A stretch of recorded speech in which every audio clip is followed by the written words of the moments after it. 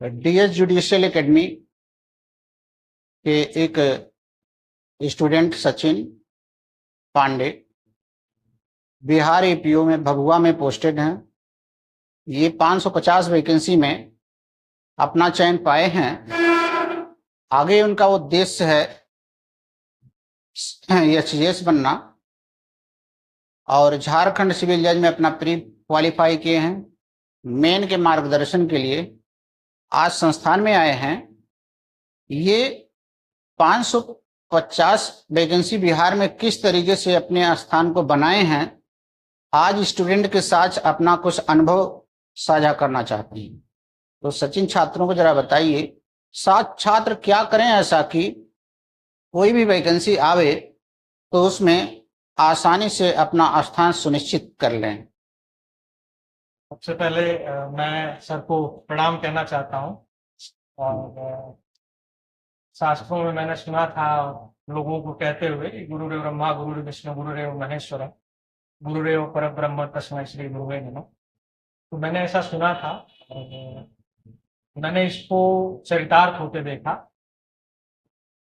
2018 में मुझे 4 राज्यों की मुख्य परीक्षा देने का अवसर मिला।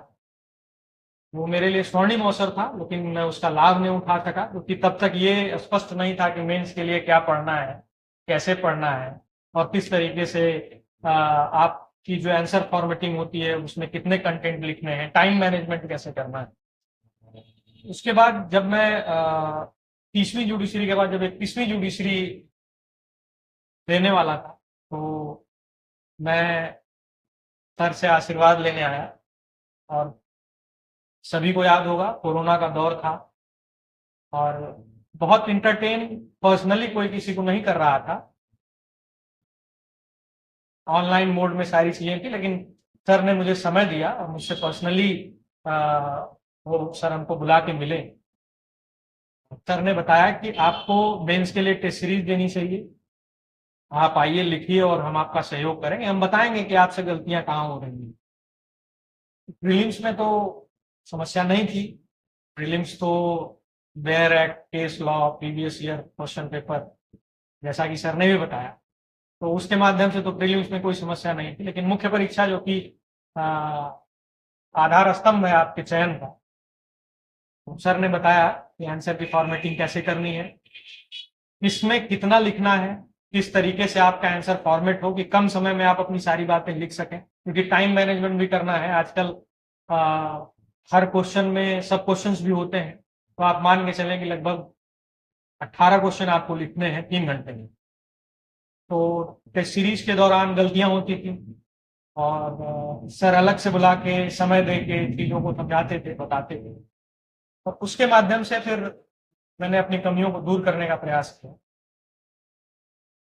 उसी का नतीजा रहा कि ये जो वैकेंसी 2020 में आई हुई, इसका विज्ञापन 2020 का पहला विज्ञापन था बिहार का, जो कि 4 साल के बाद कंप्लीट हुई। लेकिन वो जो बेस बना वो सर के आशीर्वाद से, सर के मार्गदर्शन से, सर के सहयोग से, जिसके बाद मुझे साक्षात्कार का बुलावा आया और उसके बाद फिर मैं सर के पास आया और सर ने मुझे बताया कि साक्षात्कार के लिए अब आपको कैसे तैयारी करनी है। सर ने मॉक टेस्ट भी लिया, पर्सनली भी, कि आपको अगर कोई चीज नहीं आ रही है, कोई चीज गलत बोल गए हैं, बहुत घबराना नहीं है, कैसे आपको रिएक्ट करना है, कैसे चीजों को रिप्रेजेंट करना है। जो एक सबसे बड़ी बात थी कि सर ने शायद बहुत कम लोगों को अपना नोट्स शेयर किया होगा, मुझे नोट्स फोटोकॉपी करा के दिया और स्पेशली माइनर लॉ का जो नोट्स था मैंने वही पढ़ा। बाकी इतने कम समय में मैं कुछ और पढ़ नहीं पाता, तो मैंने वो पढ़ा था। और माइनर लॉ में मुझे 150 में 98 नंबर मिले और 4 दिन पढ़ के मैं 98 नंबर पाया था।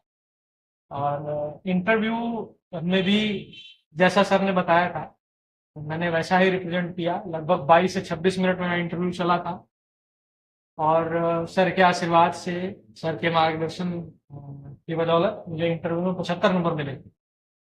75 नंबर मुझे लगता है कि मेरी अपनी कैपेसिटी पे नहीं है, इसमें सर का आशीर्वाद, सर का सहयोग और सर का मार्गदर्शन है।